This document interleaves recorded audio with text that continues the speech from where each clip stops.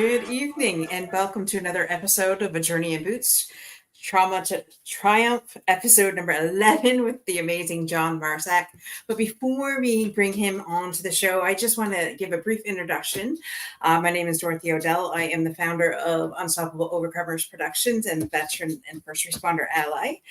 And Dr. J, tell us a little bit about yourself. Hello, I'm Dr. J. Royster. I'm the CEO of a private practice called Semper Modus, and it means always on the move. It basically is created by me to provide trauma therapy and other therapies to veterans and first responders by veterans and first responders. So we are here to serve those who served. It is my pleasure to introduce John Marsack. Yeah. Hey, good evening, ladies. How are you? We're great. How are you? Living the dream down here in sweltering Florida.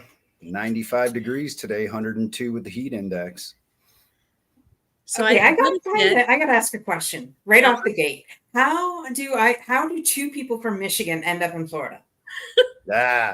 Well, see, what happened was, no, I'm just kidding. Well, the secret is, Dorothy, that everybody from Michigan winds up in Florida eventually. We get tired of shoveling snow and having sore backs, so we come down here. Absolutely. Better like, taxes, look, no more winter. It's summer all the time for us. I mean, in Michigan, like, it gets 90, one day in July? Like, we're over it. That's true. But I met... I keep calling you Chief Marsack because of Dr. Detoria. I apologize. I know you're John. I know you're a retired chief, but it is what it is. So Dr. Deepsea said, hey, I love it. We just talked about you, Joe. I met you very interestingly, serendipitously. Is that how you say that? Yeah.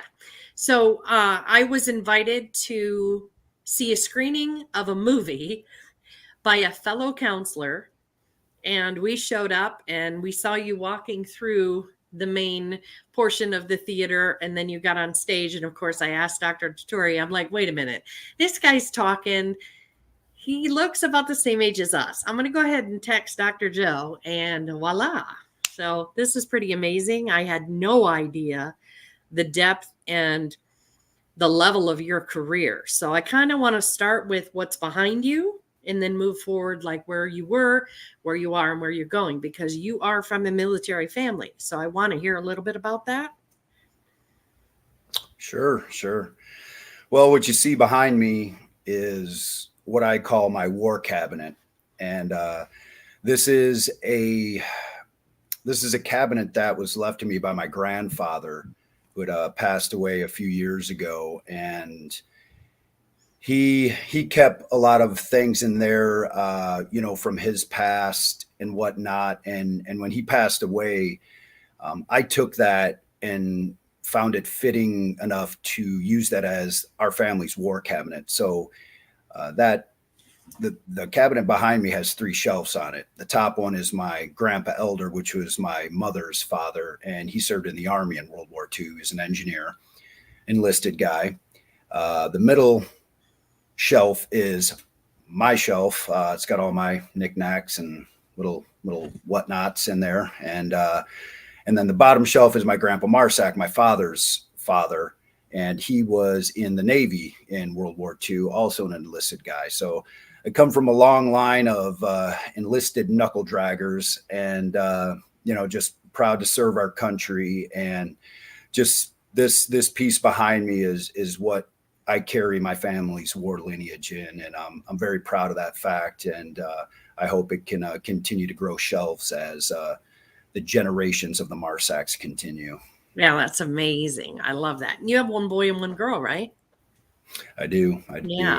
I met them. They were sitting 18-year-old boy. Yeah. My son, my 18-year-old son, he just graduated from high school yesterday. Oh, wow. And my 16-year-old daughter is steadily, chugging away through high school. So they're on their way. you had a wealth of knowledge from Army and Navy. And like we said, you're from Michigan. So not too far from me, 90 minutes, man. I could have known who you were. It's Absolutely. a state. What made you choose Navy? How did that come about? Well, you know, I had a few choices, you know, from my family and whatnot, but I always felt the need to, you know, get out of Michigan as quick as I could. I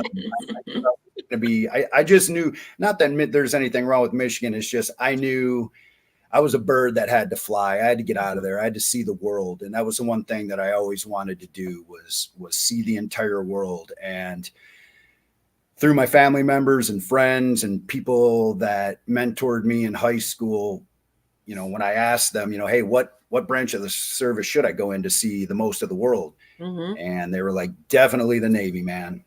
Get the Navy, you know, get on those ships, travel the world, and see what it has to offer. Because it's like, they were like, if you join the Army, you're going to be stuck on a base in the United States. Anything else, boom, you're in the United States, welded to the pier, and you know, you're not going to see anything except for sand and bullets and tanks. And, you know, I wanted to see a little bit more than that.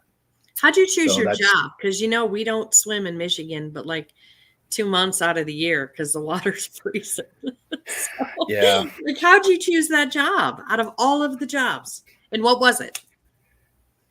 Well, I started hanging around the wrong people. That's really what happened.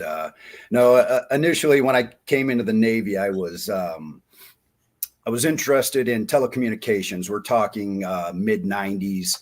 Telecommunications was kind of blowing up, and that seemed like a good career path in the Navy to get out and get a job, because I didn't plan on being in the Navy for a career. That wasn't even, you know, get in, see the world, get some money for college, 4 years, get out, carry on with my life. Well, we all know that most plans don't go 23 years later. Initially, yeah, yes, man. And as we go through the podcast, I'll tell you how that happened, which is kind of crazy. But no, it was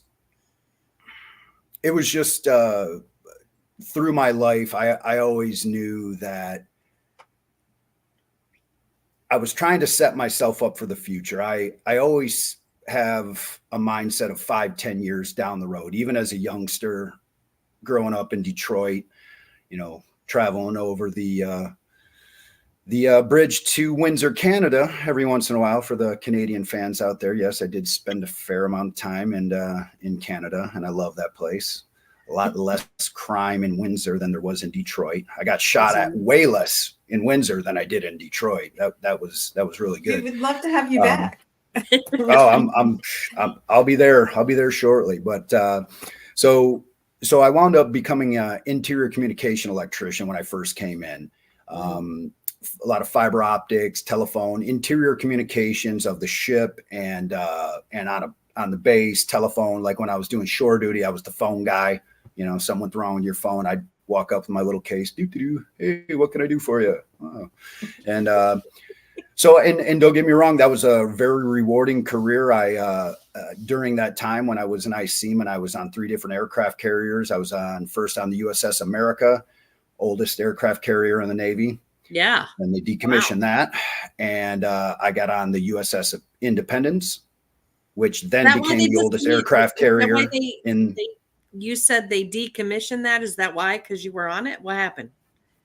Well, that could very well be. They were like, well, Marsack was on this ship. It's time to get rid of it. But what it was old as dirt, just like I am now. And so they decided to mothball that thing.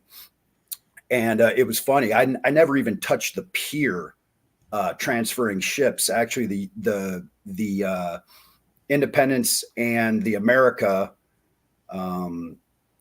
I cross, or actually no, or yeah. So I cross decked. Both of the carriers were right next to each other on the pier in Hawaii, and they set a brow across from one elevator to the other, and I just marched my butt across there with my sea bag in hand, and didn't even get to touch Hawaii. And then they turned around and took me to Japan, where my my new home port was going to be. And then I do want to say after, something though. You are the most fit 50-year-old I've ever met.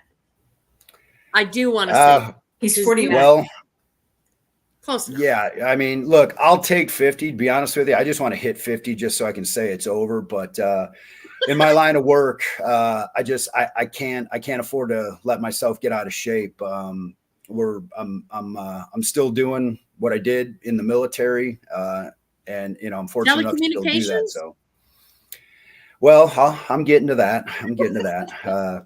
So then my final ship was the USS Kitty Hawk. So I did 3 aircraft carriers in 5 years, which is highly unusual. Unheard of. Yeah, they just decommit. They just kept putting me on the oldest ship in the Navy, the oldest aircraft carrier in the Navy, and I just decommed them all. So after we got done, and I was like, man, you know what? This is it. I'm done. I'm done with ships. I'm done with the Navy. I'm getting out. So I went down. The Hawaii episode, I would have been out too. I mean, I got stuck in Dayton, Ohio. That was enough for me. Oh, well, I would have done my best to get out of there too. But right? Well, from once I finished up with that, I was done. I was ready. I was a fiber optic technician. I had a lot of certifications and stuff that would have really done well for me in the outside world. But right at around that time, the telecom world just took a crash, and it was not the industry that it was about 6 years prior.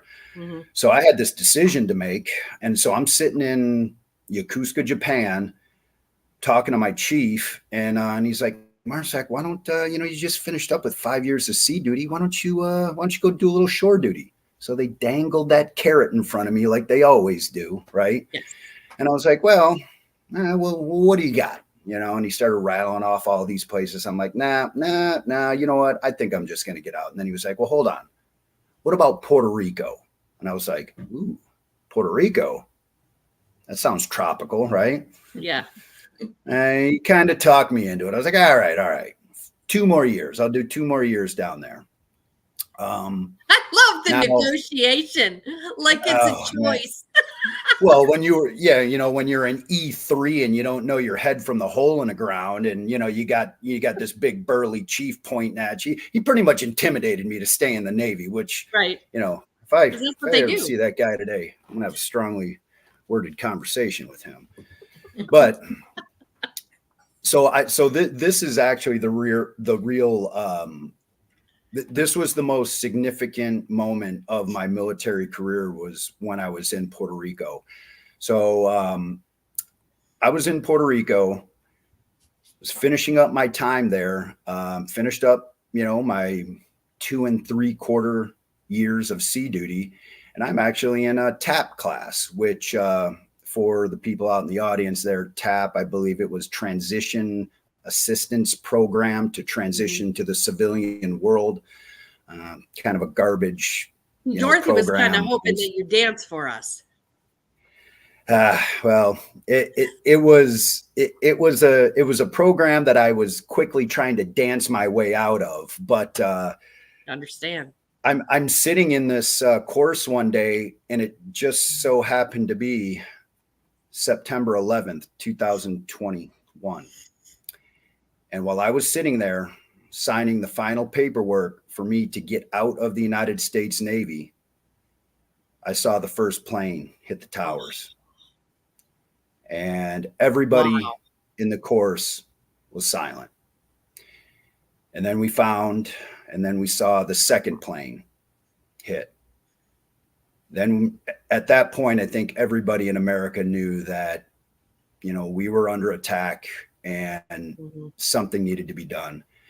I stood up from my desk. I ran out of the program with the chief yelling at me, "Hey, where are you going?" I might have flipped him the bird and ran. I don't know. It's a long time ago, but I ran right back to my command, knocked on my commanding officer's door, and said, it was a female at the time. I was like, "Ma'am, there's no way I can leave my military at this time.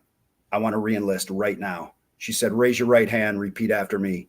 I did. She told me to go grab a gun, go grab a helmet, go grab some flak, and go stand a watch.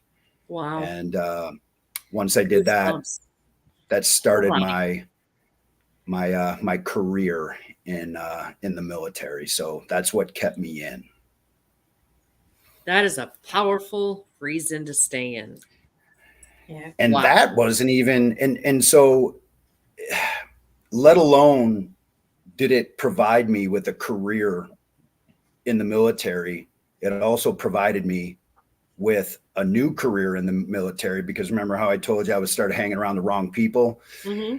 Well, I started hanging around these this small group of people called the United States Navy Deep Sea Divers. I had a neighbor. Terribly contagious. Trouble. Who was next to me, who lived next to me, and I was just as fit, could PT and exercise just as good, actually way better than most of the guys at the dive locker at the time. And I'd been hanging around with them for a while. And next thing you know, one of my buddies is like, hey, Sack. You know, my last name's Marsack, so everybody in the military is my nickname, Sack. They're like, hey, Sack, why don't you just go to dive school? And I don't even know why it never dawned on me to think about that in the first place, but I thought about it for about 7 seconds, and I was like, yeah, you're right. It's time to go to dive school. So from Puerto Rico, I got orders to go to Navy Deep Sea Dive School in Panama City, Florida. But before I did that, maybe the most significant thing, well, actually the most significant thing in my life I'm waiting for this. Yes. Well, I met my wife. Yeah, you did. My wife right at the very end of my time in Puerto Rico. Beautiful Puerto Rican woman, born and raised in Puerto Rico. With 2 women. He cannot not mention this. Just saying. Yeah, no, I know. So really, just now that I think back, and I don't do it often, but now that I think back about Puerto Rico, that was probably the most significant turning point in my life, that command right there, for everything that changed. You know, my career, it kept me in. I changed career paths, and I met the woman that I've been married to now for 20 years. And it changed the whole trajectory of your life. Yeah. It absolutely did. Yeah. Yeah. And she's gorgeous too. I've seen her. So good job. Well, thank you. Thank you. Yeah. So yeah, and then after that, it was off to Navy Dive School, and pursued a career in Navy diving, hitting pretty much every facet of Navy diving: salvage, ship's husbandry, special warfare. Dabbled. They always wanted me to go hit a training command or go to the schoolhouse. Yeah, me and politics don't really work out too well. That's kind of how that is when you get into the schoolhouses. I like to have a more hands-on approach to leading my men, because sometimes men need a hands-on approach to leadership, and it wound up being one of the greatest things that I've ever done in my life. I found. What was your deepest dive? Deepest work. I'm going to throw some curveballs at you, because this is no. Keep them coming. Okay. Well, deepest. All right. I categorize my dives in 2 different ways: working dives and what we in the Navy call dope on a rope. So I've been, just training dives, mixed gas diving off the coast of Maui, where they just set you down on the stage and you're just, you're dope on a rope. You're not doing anything. You're just sitting there. I believe those were about 200 feet. But my deepest working dives has been as a civilian. And matter of fact, they were just this last year in the Marshall Islands. We were diving, which we'll get into a little bit later, but we were diving on a wreck out there at 180 feet. 180 feet every day, 1 day off a week for about 3 weeks. And awesome. What is it like to, I know you're not supposed to stand on the bottom of the ocean because of, or, I don't know if you're in an ocean or a sea, but some of those in the the movie, they were just clear as like walking around looking. So what is it like to stand or be at the bottom of the ocean and or sea and look up at the sun hitting the water? Like, can you explain that, visualize that experience Yeah. for some of us who have never been deeper than 10 feet? Well, I will say this. It's one of the most majestic things you could ever possibly imagine and ever possibly experience. When we were down at 180 feet and when I looked up, you don't see the sun. We're down there so deep that the visibility was beautiful there. We were actually over in the Pacific in the Marshall Islands. The visibility had to have been 100, 150 feet. It's beautiful. You could see anywhere you looked around, you could see. We weren't even wearing lights down on the bottom for this one. It was just so beautiful. And it's almost like you're standing in the middle of a big blue desert, and the temperature is perfect. The water temperature down at that depth in the Pacific is still about 85 degrees, 84 degrees. No wetsuits needed, just some chafing gear to protect your skin from stuff underwater. And you just look in every direction, and all you see is the blue abyss. And Wow.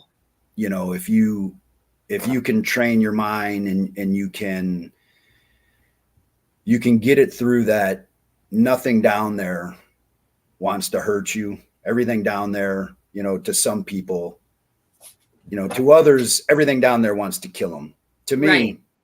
I happen to be a close personal friend of King Neptune. So I've talked to him. He said, don't worry about it. I've talked to my sharks, my mermaids, my whales, my crabs, everything, all the denizens of the deep. They're my buddies down there. So every time I see a shark, I just give it a little wave, show it the respect it deserves. It takes a look at me.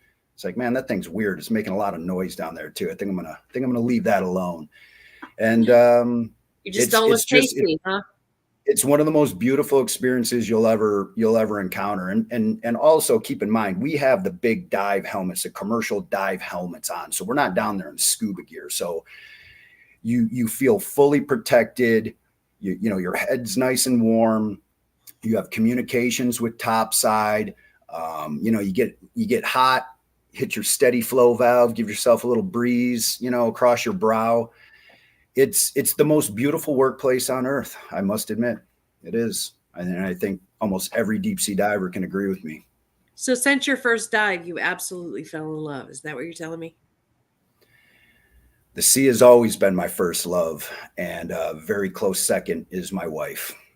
So how many, like Dr. Dutouri in his office has this huge map of the world, and he's got little red tiny pins of all the places that he's dove. Do you have such a thing, and how many places have you dove? Well, I do have a map that you can't see right now, but it's above the Mark V, above my head, but I don't have the pins in it. I'll be honest with you. I've lost track of how many places I've dove. I really have no idea, but I would have to say that it's, if we're talking countries, I don't know, 20, 30 countries, maybe, have dove in every ocean except for the Arctic Ocean. Is that on your bucket list, or is that like, no, I'm good because we're from Michigan. We're, used to freezing. Well, I'll admit, I don't, I'll say this. I don't like diving in cold water, but I find myself, we still do a lot of work for the Office of Naval Research, and we do a lot of test and development. So I find myself in some ice cold water, which, like the people are like, oh, you should do the cold plunge. I do the cold plunge for 3 minutes. Dr. Dutouri could probably even do it for 4 minutes. But I just jump in Lake Tahoe in February and stay down for 45 minutes at a time in a failing wetsuit. So I'm basically in there. I would have been warmer if I would have jumped into my underwear. So when people come up to me, they're like, "Oh, Sark, you don't want to get in the cold plunge." I'm like, dude, I've chalked up enough cold plunge time this year to last me a lifetime. You know. Yeah. Give I'm it from a Michigan. rest. I've swam in Lake Superior on multiple occasions, I'm good. So I understand. But Dorothy has just started cold plunging. So that's I'm up to 7.5 minutes. I thought that was pretty damn good. Well, you're way but better at what than degree? Jeez. Because we're talking about like 18 degrees. We're not talking about 50. It was 50 degrees, but still. Okay. No, that's amazing. That's great for you. It's got so many health benefits at 50 degrees. I know Dr. Duturi's is at 32 because he has a TBI clinic and that's a part of it. But scientist wise, he's got his reasons, but a lot of people really like the 50-degree cold plunge. But you doing that for a job, I totally understand why you stay out of the tub. That makes total sense. You've done it. You're good. Yeah. Been there, done that, got the t-shirt. So I do want to talk about your medals for a minute because she did put I asked you I said, well, I'll just email you and you can just put a mini bio on there. I had no idea how much you've achieved in your 23 years. Like, you have an amazing resume. And I know you just keep your head down and keep it moving. And I said this before we even went live, is like, wow. That's all I'm going to say. Like, you are an amazing human being who has served in a way that is not well known. Well, look, I mean, a lot of people ask me about all those medals and ribbons, and I just say I just went to the exchange and bought them. They're like $1.25 each one of them. So I just bought as many as I could to make it look cool. So no, I wish that was a cool story. I'm sorry, they don't give out that stuff. Yeah. So tell us about that, because that is something our audience likes to hear about. Even though you don't want to talk about you can talk about the experience of getting the medals. Well, yes, I have been very fortunate to be part of very high-level teams with just some of the most unbelievable men and women you've ever seen. And I've always found myself a better team player than an individual. I've always worked and was able to accomplish more together. You know the old saying, what is it? Fast or see, I'm messing it up. I had it right in my head right there. It's faster alone, further together, I believe is what it is. I probably just butchered that, but I've always been in that mindset of. No, we get the concept. It's good. Yeah, it's so with these men and women that I've been with, I was in from a period of for the period of time between 1994 to 2017. So I was pretty much in during the entire GWAT era. And what's a lot of things. We got to talk about the civilians. That's right. The global war on terror war that we subsequently just finished up. So for most of the 20-year war that we had after 2011. Yes, ma'am. You were in the majority of it. That's correct. Yeah, got in right at the tail end of the very tail end of the last Gulf War. Where I got a National Defense Medal out of that, and then also, with the global war on terror, you don't see too many guys with stars on their National Defense Medal. But if you were fortunate enough to be part of that transitional period from the very end of the Gulf War into the global war on terror, you were able to pick up that star on that medal. So, But where I think I really made the most difference, if you want to talk, operational, was my time at the SEAL delivery vehicle teams. I was stationed at SDV2 and operated with SDV1. SDV1 being in Pearl Harbor, Hawaii, and I was stationed at SDV2 at Little Creek, Virginia.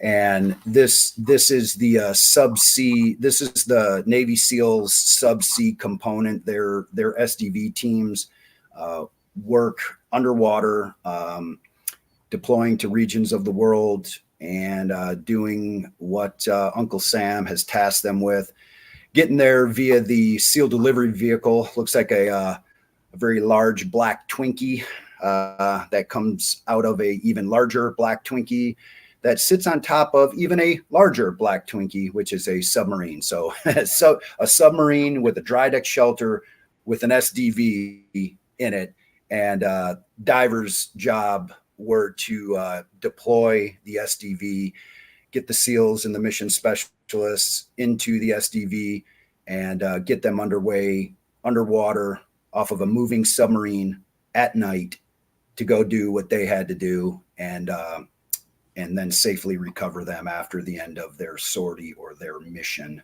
underwater. So during my time there, we were operating in places that,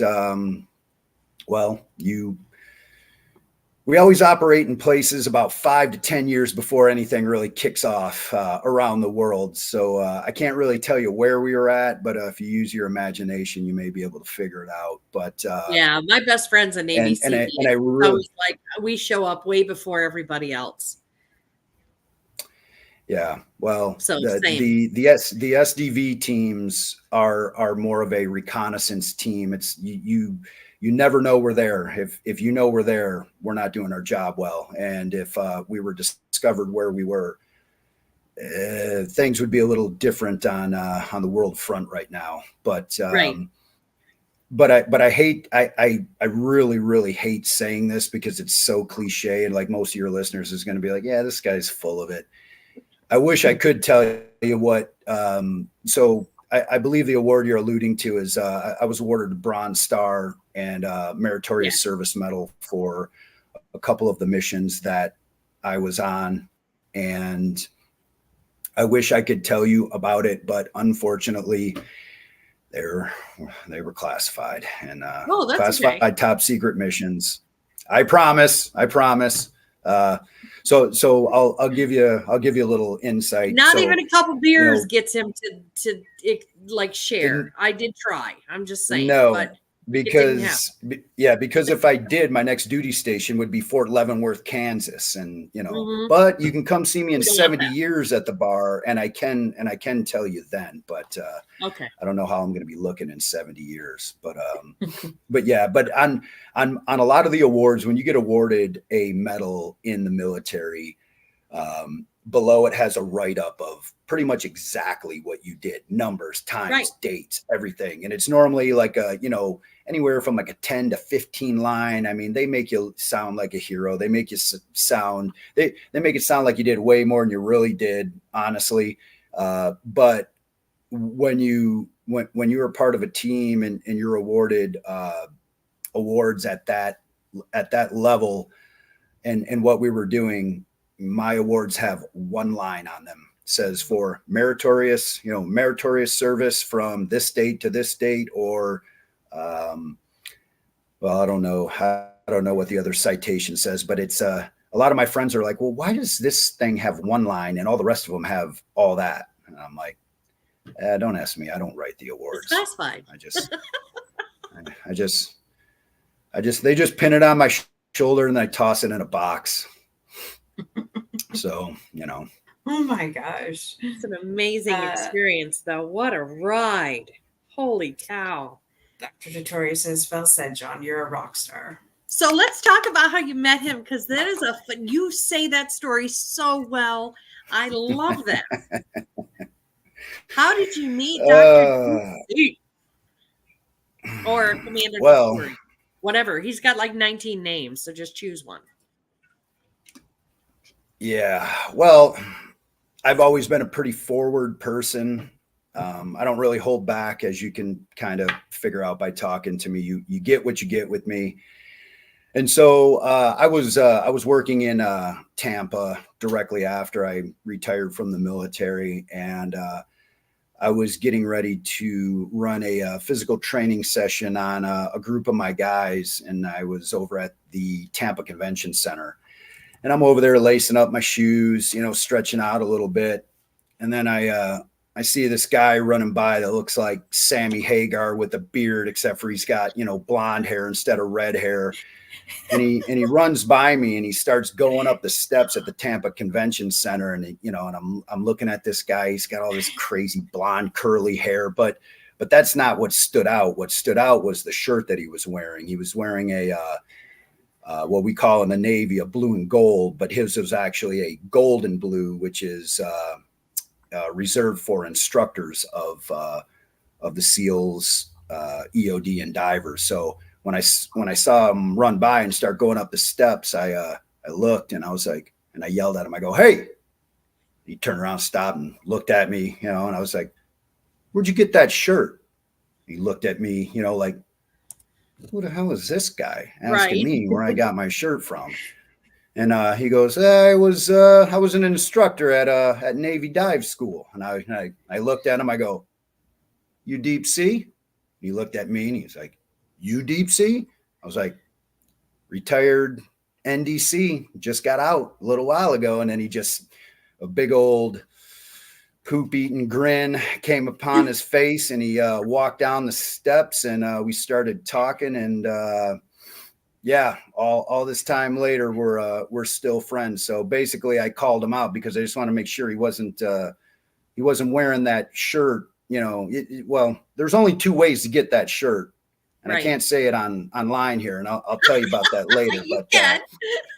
But he got it the right way, and I just wanted to make sure because, you know, if not, I probably would have just took it off him. But, you know, we're good friends today, so that's neither here nor there. Yeah, I love him. He's amazing.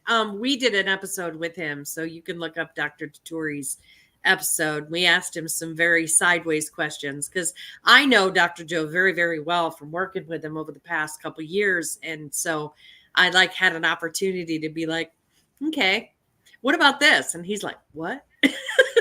So that was kind of fun considering all, you know, I mean, breaking the world record and all the exceptional things he's done in his life. It's just amazing, you know?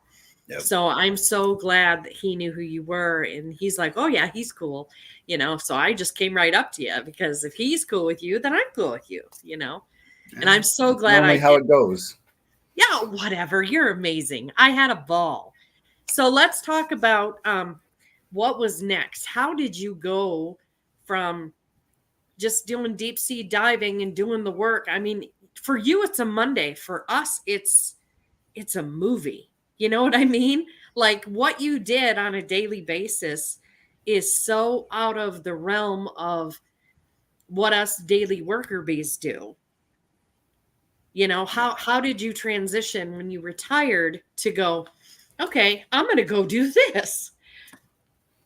How did that come about? Well, when I got out of the Navy, I was fortunate enough to have a job waiting for me that I thought was going to be very rewarding. But I'll be honest with you, I think I went about it for the wrong reasons. I was getting paid very well, 6-figure job. Didn't even have to put in a resume or anything. I had that job before I even left the Navy. Yeah, but I mean, you also have to consider, like when we went to basic training and we were E1, we made $350 a month. So when we retire out of service and as an enlisted, right, and you are enlisted and you retire, you may or may not you get retirement, you may or may not get disability, right? So permanent and total is not guaranteed. You have to do all the work for this and jump through all the hoops. So when the government job comes and falls in your lap, you're going to jump at it.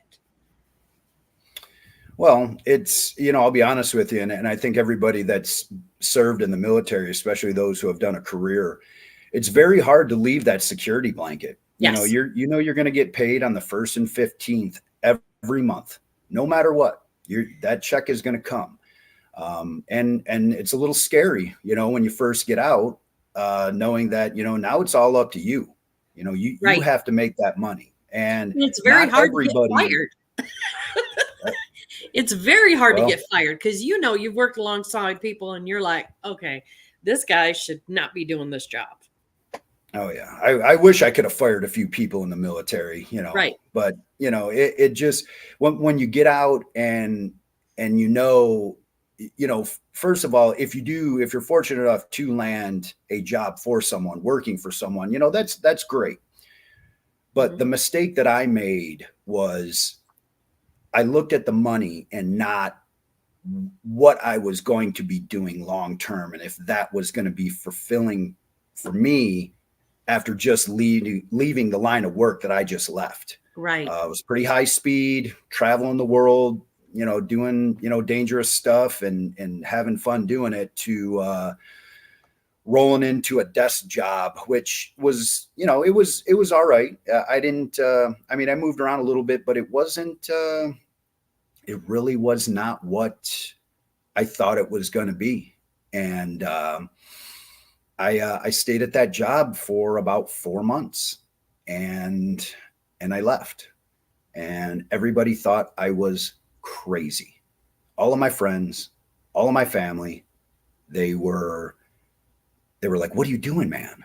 You got a 6-figure job. You don't have to worry about anything." And the one thing that I can tell everybody, and the one thing that you can ask anybody who knows me, is that I've never been driven by money, ever. And that sounds a little counterintuitive, being a small business owner myself now, but even today, I'm not driven by money. Money means absolutely nothing to me. I'm driven by purpose and mission. Yes. And what I had lost when I took that job was I lost my mission. Mm-hmm. And even though I had, enough money, more money than I knew what to do with, I'd lost the mission. Right. And I think, you can attest to this from your practice, that is the main reason why guys like me come to see women like you. Right. Is because we've lost something and we cannot find anything in this civilian world that can replace it. It's very difficult. There are things, but they're very, very difficult to find. Yeah, I treat a lot of people with transitional trauma, especially after 20 years of serving, doing the same job, getting up at 0500, doing PT, going to work, every single day. It's very regimented and it's very safe. Base housing, you don't have to worry about it. If you get deployed, you get a little extra cash for it, So stepping out of that realm and then deciding what you can do to transition, and then you transition into something, it's like dangling a carrot. It's like, this government job looks amazing. I could do all these things. We can save money for the kids' college. We can do this, we can do that. But then there's a level of depression that is just absolutely destroys what you feel like your whole purpose was in serving. Yeah, absolutely. Because you're sitting behind a desk and you're not a desk dude. No. And that was very apparent. And after I left, I was fortunate enough. I bounced around a little bit and did some commercial diving jobs. The one thing that is good that I can fall back on is that I am a 100% disabled veteran. So I do have a pension and, a retirement to fall back on. So I'm so glad to hear that. That's wonderful. But not everybody does. Not everybody goes through the psych evals. Not everybody does all the tedious appointments they make you do to get that. Yeah. And that's one thing for anybody who's listening out there, that, I will say this: us special operations guys, as high speed as we are, good Lord, we're some of the dumbest SOBs on the face of the earth. And what I mean by that is we pride ourselves on these little tiny medical records, because we never go to the doc. Something's hurting. We suck it up. We self-medicate. Why? Because we don't want to get left off the next mission. Right. That's all you do. You train, go on a mission, come back for a couple weeks, start up a training cycle again, back out again. That is our lives for decades. So nothing can get in the way of that. And God, I wish I would have been smarter earlier on. But thank God I had a couple buddies looking out for me.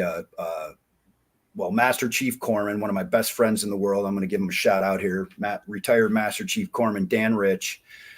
Love you, buddy. And well, this let man us know if pulls me he into wants his. to come on the show. We'd love that. Oh man, I tell you what, man, Dan us Rich up. is the mayor of every town he goes to. He is. He is.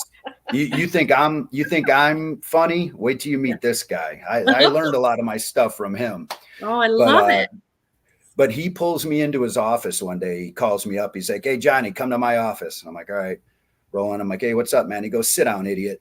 And I'm like, "Oh, geez, what do I do this Pretty time?" much. Yeah. And he pulls out my medical record and he slaps it on the desk and he goes, "Take a look at that thing." And I pick it up and I go, "Heck yeah, look at that thing. That's not even an inch." And he goes, "Yeah, that's about how big your brain is too, you idiot." He goes, Right. "How many years you got in the military?" I'm like, 17. He's like, "You plan on retiring?" I'm like, "Not anytime soon." And he's like, "Well, you know how plans go, right?" And I'm like, "Ah, geez. Yeah." And he goes, "Sit down, dummy. We're going to sit here and we're going to spend this entire day. I don't care what you were going to do. You're going to sit in here and you're going to tell me everything that's hurting you right now. You're going to be honest or I'm going to knock you out." Good. I was like, "Ah, geez." So You I sat needed down. that We did that. intervention. Yes. We all do. We all do. And thankfully for him, he was one of the guys who basically set me up with a little bit of a security blanket for the rest of my life. And, I can never thank him enough for that. And just with the people out there right now, if you guys are close to getting to retirement, like your last duty station should be all about you. It should be all about you getting your medical stuff done, getting the surgeries that you need, i.e. a hip resurfacing, get you a little cobalt chrome in the right hip like I got, a few titanium vertebrae in the neck. Your feet, fix your plantar fasciitis, fix your back. I got more metal in me. I got more metal in me than your Toyota outside right now. So, get the repair parts done and then, get your networking on so that you're not, when they finally cut you loose, because guess what, brothers and sisters, after you retire from the military, you're just a number. You were just a number in the military. You served your country and you can feel very, very proud about that. But the one thing that I can tell you for sure is Uncle Sam forgets your name the day after you retire. And you know what? It's not his fault. He's got a lot of children to take care of, and I get it. So what do we have to do? We have to do our best to make sure that we're set up for success after giving literally everything, body parts, organs, sight, hearing, name the thing that you've given away while you were in service. You have to set yourself up for success when you get out. Correct. Thank you for that. That needs to be heard by somebody who served as long and as hard as you did, because I think people just rub some dirt on it. And I mean, even me, I struggled to go to the VA. I'm like, dude, I'll do it next week. I'll do it next week. I'll do it.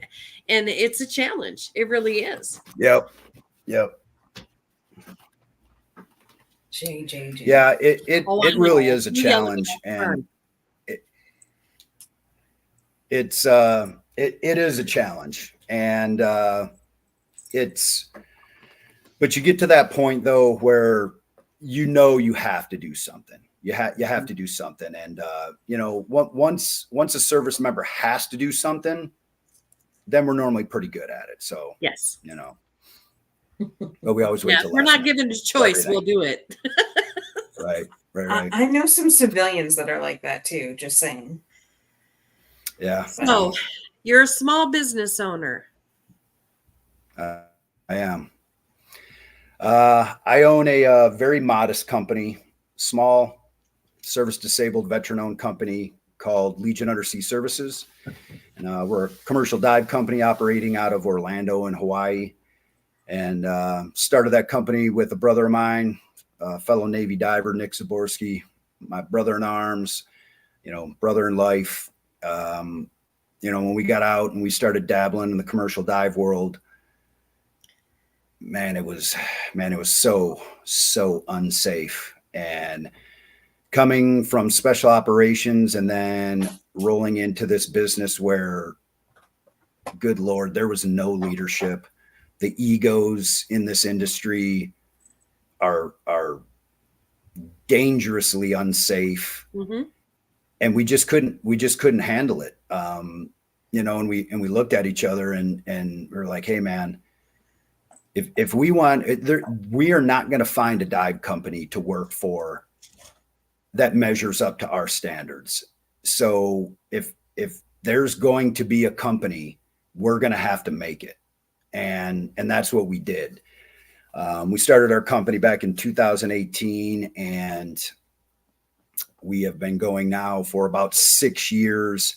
We started off doing all the dirty, all the dirty crawling in the mud, the dirty water, all the old crappy commercial diving stuff, when we first started off. And, but we've networked well. We're pretty good at what we do. We've got 2 decades of military experience behind us, diving in every possible environment on Earth. But it lent itself very well to what we were going to start doing, further down the road as a commercial dive company. And we pride ourselves on doing the job the right way every time. If you don't like what we did, we come back and fix it. We don't ask for money. I used to tell everybody, and my business partner was like, man, I wish you would stop saying this. But I tell everybody, I go, hey, if you don't like what we did when we're done, don't pay us. Everybody's like, oh, and like even our customers are like, really? I was like, yeah, sure. Don't pay us. If you truly are not satisfied with what we did, don't pay us. And I'm confident enough to say that because I know I'm not going to not get the job done. I'm not going to not do what the customer asks or needs. That's not in our vocabulary. That's right. Not even something that pops into our head. So I'm confident by saying that. And, it's worked out pretty well for us so far. So would it be accurate to say, like, there are thousands of reasons to dive. Yes? Yes. So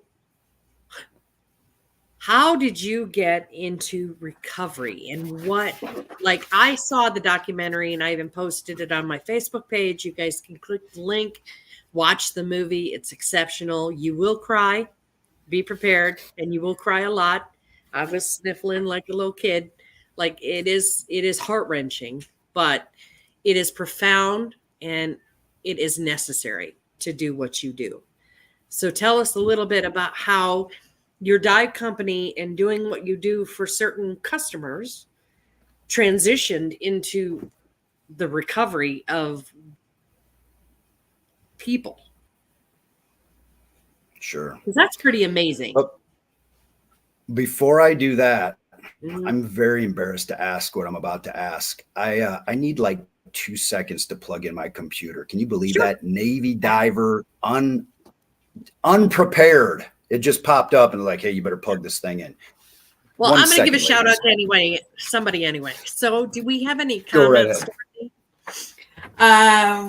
There was one on your page. I can bring it up. Hold on 1 second. I can't bring it up on screen, but I can go into my phone here. You do your media thing. I don't know what you do. I just know it's awesome.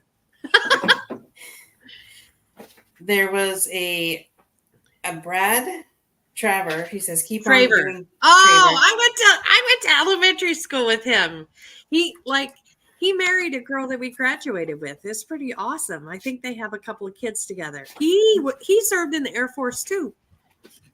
Cool. There was a lot. Not a Navy guy or a Marine. No, I don't know what he did in the Air Force, and I don't know if he retired from there. I didn't follow his career, but yeah, he's an amazing human being. What did he say?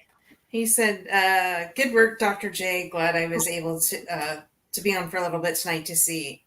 Have to go, but thankful had the opportunity to see you." Aw, interact. that's so nice. Very cool.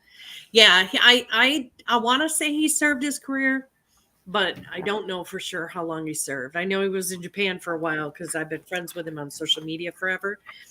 But that's awesome. I'm glad he got an opportunity to see. John, I have such a hard time calling you that. I don't know why I want to call you Chief all the time. I just do.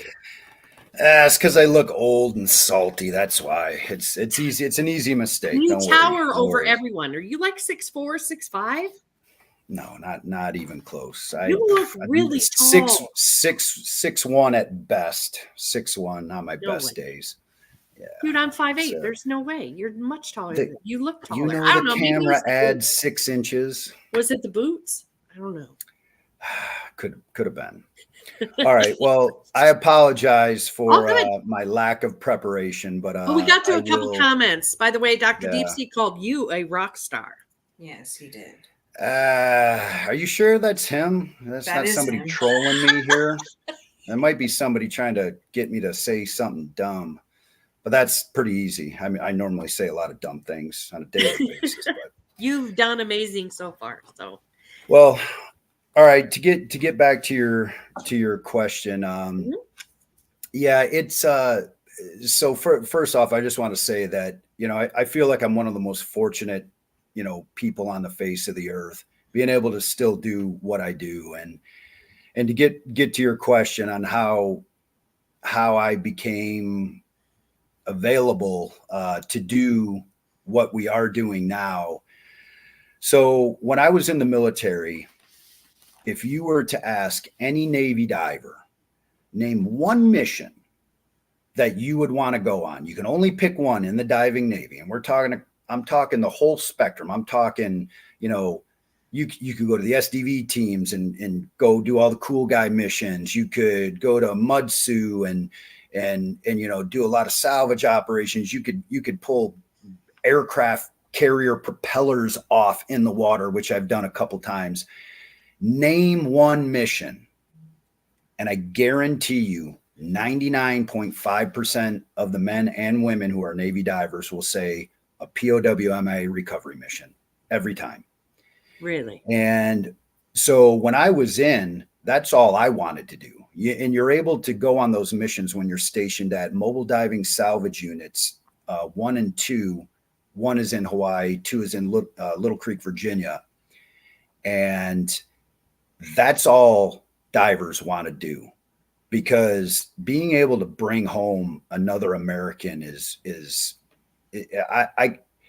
I'll try to do my best to explain it here in a few, but it's extraordinary. So I was all stoked. Both my business partner and I were stationed at Mobile Diving Salvage Unit 1 out in Hawaii. Mm-hmm. But we were in different companies, and it came up. It was time, and lo and behold, of course, Nick gets to go on the POW recovery mission. And what do? They send me to the desert. Oh, I'm a deep sea diver. Where's the water in the desert? I was very do there. Like, you had to have been a fish out of water. Who did you piss off?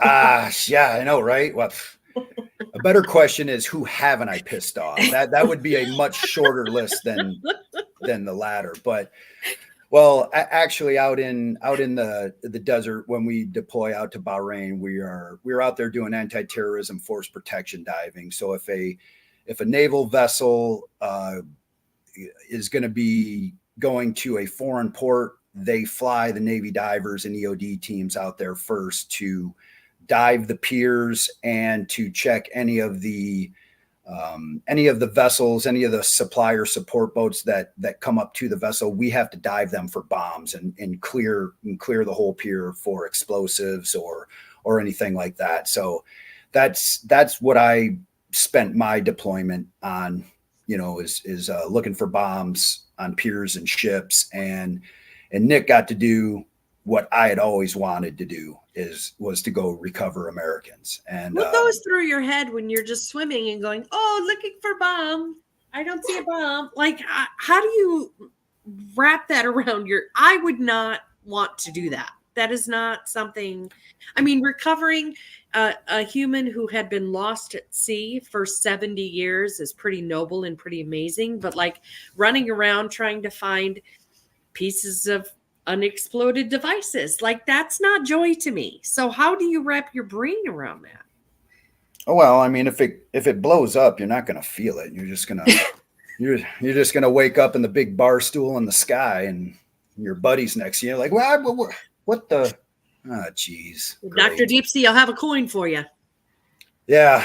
Yeah. So yeah, I mean, look, you don't think about that stuff. I mean, we really don't. That's why you got to have a screw loose to do some of the stuff that we do. It's trained, it's embedded in us. And every one of us knows that every time we go underwater could be our last. And you're pretty okay with it. We're all right with it. That's what we signed up for, and I know that I have a team of brothers up on the boat above me that's going to take care of me in any situation. Even if I get turned into fish food, they're going to make sure that at least pieces of me get home to my family. And that's all you can really ask, Right. And that kind of rolls into what, we're going to talk about here. Bringing men and women or pieces of men and women home. That is what a POW MIA recovery mission is all about. So, right. So when I got out of the Navy, I was, I was a little sad and disappointed that I was never able to go on one of those missions. And so fast forward 2 to 3 years into our civilian company, and Nick and I were diving out in a freezing cold lake in Kentucky one day, and we get a phone call from one of our. I hope that was a job and not like just for the joy. Oh, well, no, that there was no joy in it. We were salvaging a boat okay. at a marina, and so we get a phone call from one of our old master divers, and he said, "Hey guys, you guys remember a man by the name of Dr. Pat Scannon?" Mm-hmm.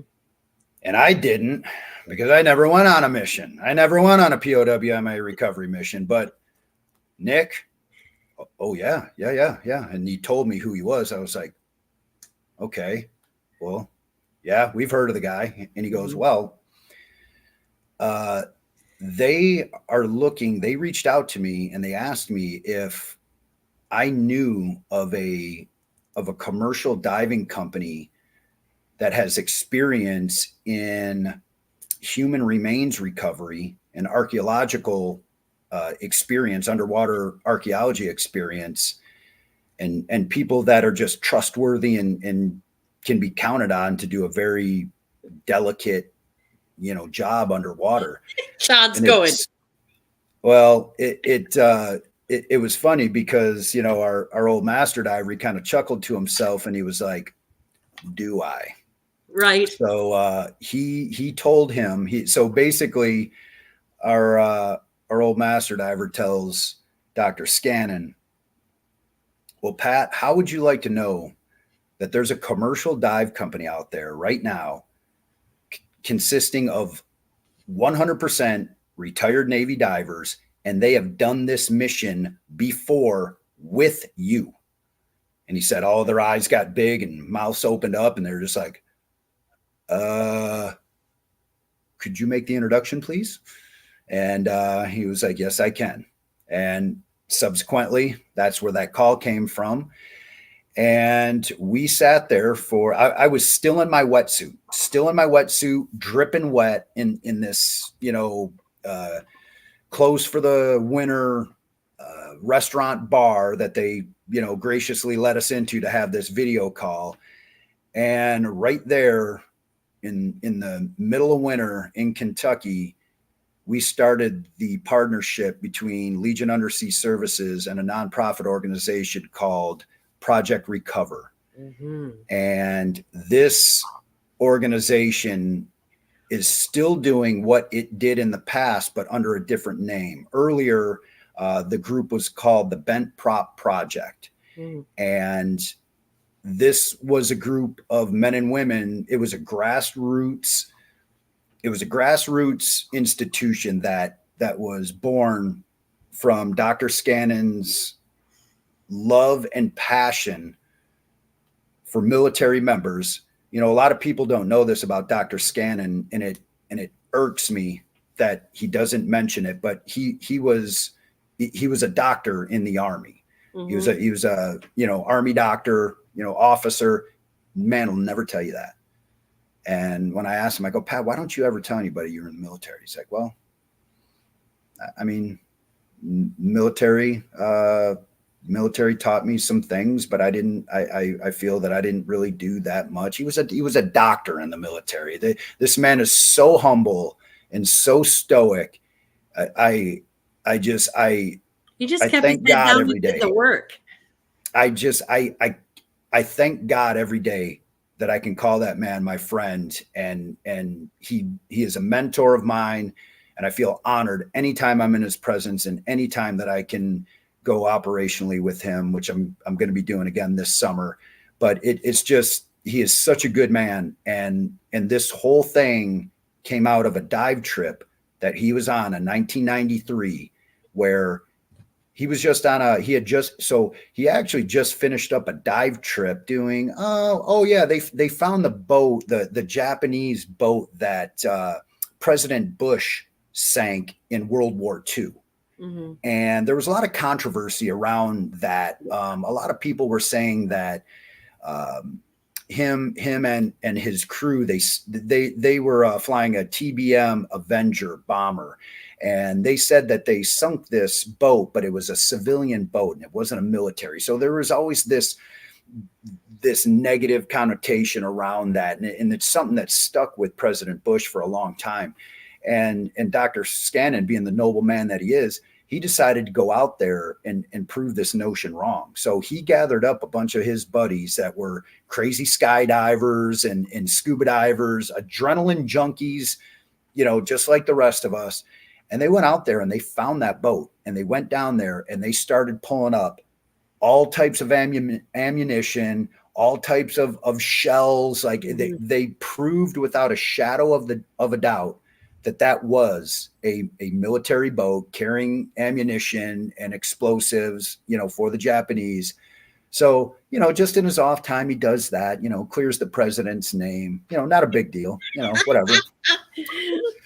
So none of that is mentioned in the movie. It's all about, it doesn't really have much to do with him, which I find fascinating, because this guy created a whole company around a wing. Yeah. And like I said, and as they're driving back that day, he's like, I'm going to do a little scuba diving, or that trip.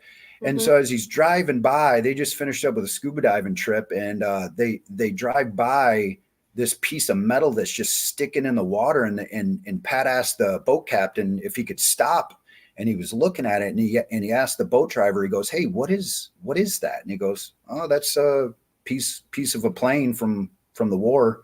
He's like, could you turn around and could I get out and see that thing? Yeah. And he was like, "Yeah, sure." So he turned around, Pat hopped out. He got on top of the wing. It was in a very shallow part. It was actually out of the water, right next to a mangrove right there. And he jumped on that thing and he started looking around, and he looks down and he sees a placard on there that says General Motors. And right then he knew that was a wing of a B-24 bomber from World War II. And he asked the boat driver, "Hey, has anybody from the U.S. government ever come out here and took a look at this and to see what it is or what plane it was?" He's like, "No, never." And so from that second forward, Pat Scannon's life changed, and that was the beginning of the Bent Prop Project and subsequently Project Recover, because he made it his life's work to find out what aircraft that was, who was on it, and if they were still in there. And lo and behold, there still were Americans on that plane, and Dr. Scannon and his team brought those men back. And that started the Bent Prop Project, which has now evolved into Project Recover. So when I found out that that's what we were getting into, all day. I could I almost couldn't get back in the water that day. I almost couldn't do it. And it was amazing. And our inaugural mission was in 2021. We were out in the island nation of Palau, and we were diving on a TBM Avenger, just the same one that President Bush flew. And we were looking for a 3-man crew, and that started a love of mine that is only second to my wife. And I plan on doing this until I cannot physically or mentally do it anymore, because I will say this. That first mission, 2021, we had to return in 2023 to finish up that mission. We weren't able to close out the site, but I can say that we have successfully recovered 2 out of the 3 men out of that TBM. And we are awaiting news from the 3rd. So everybody might think, oh, you guys just dove down there and there's, like a Halloween skeleton down there, like you see, like sitting on your chair outside of your door during Halloween. Right. It couldn't be further from the truth. To be honest with you, the crash site, if you didn't know that was an airplane, you wouldn't know it was an airplane. It looks like a crushed up soda can that has every kind of biogrowth imaginable on it. Like if you didn't know that's what it was, you'd swim right by it and think it was a piece of coral. Right. It does look like a piece of coral in the documentary, but how fast were they going when they hit that water? I know when they hit that water at that speed, it's like a concrete wall, but what was the miles per hour or knots, or I don't know what it's called. Well, you have to understand that these were primarily the TBM airframe was a torpedo bomber. So these guys were coming in at high altitudes and dive bombing these embankments and ships that were in Palau. When these, those are the ones you see in the older movies where they open the bottom and just drop the bomb, right? Yes. Yep. They have a bomb bay door, and the TBM was able to drop either one 2,000-pound bomb or multiple 500-pound bombs. They also had an assortment of rockets on them as well, with machine guns as well. But these guys are diving down at an incredible rate of speed, probably around like 400 or 500 miles an hour. They're dropping these bombs and then having to pull up with everything they have to get out of this dive so that they can live and continue on. Unfortunately, so kind of like the Top Gun movie where they go down, they drop it, they hit the target, and then they climb like this. But absolutely, you're not at that, they're not going straight up and down like that movie, but it's still the same amount of force, right? No, absolutely. Absolutely. And what's very sad is that sometimes that these men, just due to the fact that they were so determined to execute that mission and be successful, they literally paid for it with their lives, because they should have pulled up out of that dive a lot sooner. But if they would have, they may have missed their target. And these men at that time, that was the only thing that was important. So a lot of men wound up dying because when the bomb exploded on the target, it would sometimes damage the aircraft, sometimes rip the whole tail end of the plane off and crash these planes. Now, if that, some of the cases were like that, but you also have to remember during World War II, we've all seen the movies with the just incredible amount of anti-aircraft fire. Yes. Exploding, so for people who don't really understand anti-aircraft, anti-aircraft rounds or fire, they basically shoot these up in the air, and it's kind of like a grenade in the air. So it explodes and all the shrapnel goes everywhere. And it, you have to remember, these airplanes are made out of aluminum. They just rip right through everything, and they just tear these airplanes apart.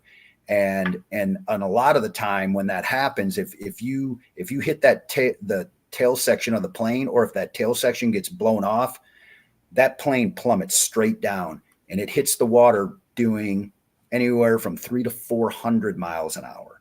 Oh, Lord. So at 80, it's concrete. I can't imagine at 300 to 400 miles an hour. Yeah. I mean, if you look at it from kind of a veteran's point of view, at least they didn't feel anything. Yeah. But can you imagine the horror for the last 15 seconds of those three men's lives? They knew they were going to die. Yeah. And there was absolutely nothing they could do about it. Most of the time they all have parachutes, and those canopies do open, but due to the centrifugal force of them spinning in, there's no way they can get out. And if you were fortunate enough maybe to make it out, there was almost 100% chance that you would be picked up by Japanese forces and executed on the spot, which almost every single American in the Battle of Peleliu, that's what happened to them. If they got out, there were a few that got picked up by U.S. submarines and some ships, but almost everybody who made it out, if they were picked up by Japanese forces, they were promptly executed, and that was either by firing squad or they would behead you with their swords. Officers would behead you with their swords on the beach. So that's what you had to look forward to in World War II. So it's, so being part of a team that is going back and bringing these heroes, there's no other way to put it. Yeah. These heroes that gave their lives so that we, can sit here and do this podcast, so that the allied nations, Canada being one of them, we're free today because of all the nations that gathered together to fight tyranny. These men and women paid their lives for that. So for me to be able to go back and be able to bring these remains home and give them back to their families and provide the closure that these families have been missing and agonizing over for, we're going on almost 80 plus years now. It is something that I really can't properly get across in words, to your audience. But it's very, very emotional, but yeah, I will say that, so we've had, there are a couple instances where we've been fortunate enough for the families to invite us to the funeral service that they have for the men. Oh, and I'll share one with you that we just recently completed. When we were coming back last year from Kwajalein in the Marshall Islands, we were lucky enough to be able to be part of a man that we recovered in 2021, Wilbur Mitz. We were able to go to his funeral in Monterey, California. So when we got there, I was kind of embarrassed because all I had was, I didn't bring anything nice with me. All I had were mission clothes, so I was, I wasn't dressed for the occasion. So I had to go to a store en route and buy a collared shirt and, buy everything real quick. And, yeah, and so when we get there, now, mind you, this is my first funeral that I've been a part of, and I've heard stories about them. Mm-hmm. So I didn't really know what to expect. But we went in there and I was expecting like a somber, sad, like what a funeral is. Any funeral that I've ever been to. Right. Horrible. Right. I'm not a funeral guy. I actually don't really go to funerals much anymore, but how can you say no to this? And, right.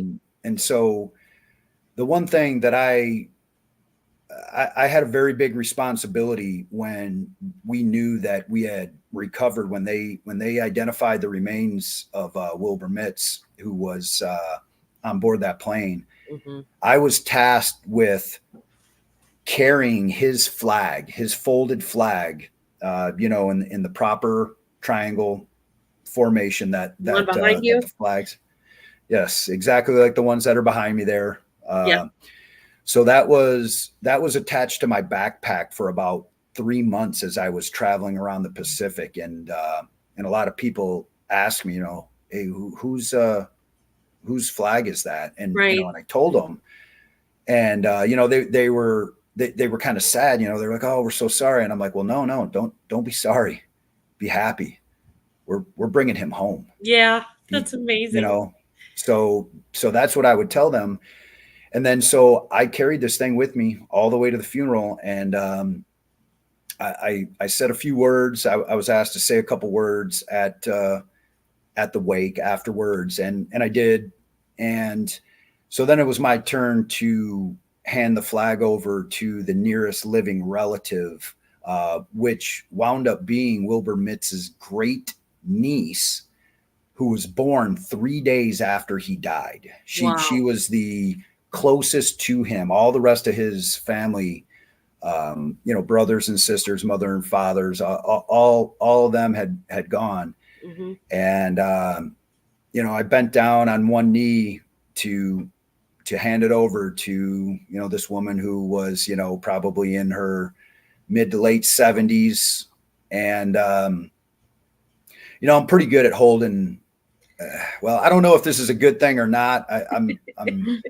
I'm not a very emotional guy, but I like to say that I'm harder than woodpecker lips. But when I got down on my knee and handed that flag over to her, quite an honor. It was years. It was years of built up anxiety, mm-hmm. stress, and relief that came out of me. And I couldn't hold the tears back. And, she put her hand on my head and she whispered in my ear, she said, thank you, for bringing my uncle home. And I would have lost it. I don't know how you did it. Wow. Yeah. There's number 80,000. How is that significant? So right now, there are still over 80,000 POW MIAs that have not been recovered from all wars dating back to World War II. Wow. And not a lot of people know that. When you say that number, it's shocking. It's shocking to people. Think about that for a second. 80,000 Americans. And our population in that era wasn't even that significant, I don't think. Like, we didn't have 7 billion people on the planet like we do now. Sure.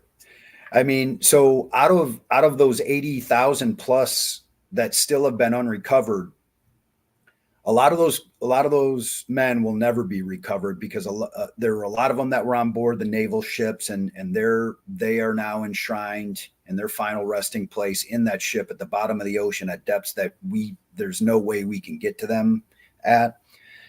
And the U.S. Navy, a lot of those sites are designated as burial grounds, and that's where those sailors will stay.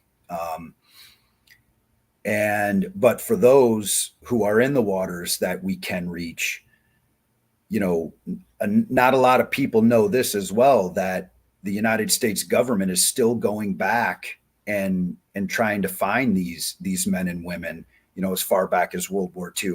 Out of those 80,000, about 72,000 of them are from World War II. One may ask, well, why so many? Well, you have to keep in mind as well, we were fighting a world war at the time. And we also didn't have the technology that we have now. Right. The depths, we've improved. No transponders, no GPS, no locators. Yes, exactly. Yeah. Didn't have any of that to go back and get these men and women, but now we do. Mm-hmm. And we're doing our best to bring these men and women home. And when I tell people that the U.S. government, like listen, the U.S. government is as flawed as any other government on earth, but you know what? And this is my humble patriotic opinion. It is still the best government on earth, or people would not be coming in droves to live in our country. So we live in a great nation. And, you know, when people need a little light, like little something to lift them up when they're down, when they hear all the bad stuff on the news and elections and craziness and stuff, I tell them that the American people, the American government is the United States is the only country on earth that goes back for their war dead. Right. And I mean by that, by their war dead from past conflicts. Like, everybody goes back and gets their buddies on the battlefield now. That goes without saying. But right, we're the only ones that are going back to theaters of World War II to find the remains. Mm-hmm. And when I tell that to people, it blows their mind. But you see them, you're like, oh man, we're not so bad. We are, we are doing some good things. So we're doing the right thing for the right reasons. Absolutely. Because how many, listen, I know for a fact that both of you ladies right now know someone who has that black and white photo up on their mantle above their fireplace or somewhere in their house, that World War II photo. And they're like, somebody comes over and like, hey, who's that? And they're like, oh, that's Uncle Joe. It's like, oh, who, what did Uncle Joe do? Who is he? Oh, he was my uncle. He died in World War II. Oh, well, what happened? I don't know. He got shot down in the Pacific, and they never gave the family any answers. Right. Yeah. And now just imagine the void that leaves in the family. No answers. All you got was the little Western Union telegram back in the day that says, we're sorry to inform you that your father, son, brother, uncle has been killed in action or is missing in action. And then normally when you got one of those, if it was missing in action, 1 year later, you got another one that said KIA, killed in action.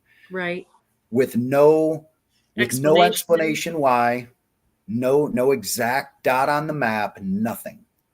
So imagine the hole that leaves in the families. Right. So I can't imagine being one of those families and not having those answers. So for me to be a very small part in this whole organization, to be able to bring closure back to these families, it's, man, there's no better way to serve. There really is no better way.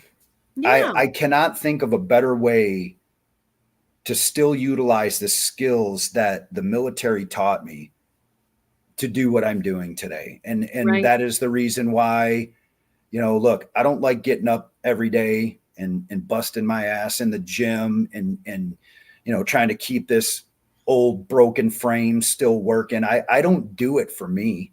I do it for the families. I do it for America, because if I'm not doing it, there's not that many people out there that can do it. My team and I were so fortunate to still be able-bodied, have the mindset, be able to, this is the funny thing too, because like everybody's like, well, Sack, who are these people? Who are these divers that you get? And I'm like, look, the easiest way I can explain this is, you ever seen the movie Armageddon?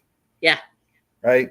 Where Bruce Willis is calling up all these crazy sons of bitches all around the whole United States. And they cut to the scene where, the one guy's riding the motorcycle from the cops, other guys like in a fight, and, the other guy's coming out of the bar. That's exactly my team. That's what happens every time one of these missions come.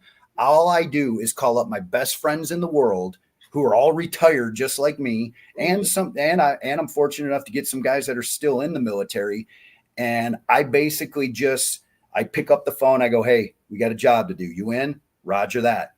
All right. You got a plane ticket coming. Meet me in Palau. Boom. And we're all there and we go to work. I've basically been able to put back together a team that I had in the military. Like, you can't, it's hard for a veteran to find a mission similar to what he did in the military. Right. I have been fortunate enough to recreate exactly what I was doing in the military in the civilian world. And I never want to do anything else. Well, you might be getting some phone calls. So if somebody gets sick, you might have a replacement like right now, because there's a lot of people listening. And I know a lot of Navy divers, a lot of SOCOM and retired guys who are just sitting there chomping at the bit to dive again. Well, especially for this. And what's amazing, and Dorothy, you don't know this because you're from Canada, but the American Legion has a table that is specific to prisoners of war and missing in action. And it's all set up in every Legion. Every single post has this one table with one chair that's just for them.